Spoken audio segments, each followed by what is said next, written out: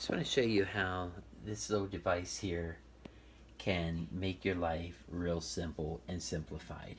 I have in here my milk, and I have protein drinks that I take on a regular basis, and sometimes stirring them and mixing them up is really hard to do in a cup with a spoon. This device here, there's your little spinner on there. It has 2 speeds, and it's really simple to use. You got a low and a high. I just stick this in here, and this is on low. You just spin that,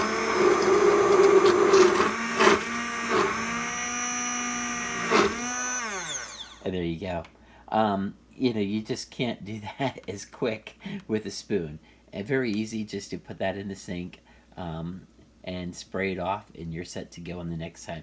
Like I said, I just showed you the high speed as well. High speed is ultra high speed.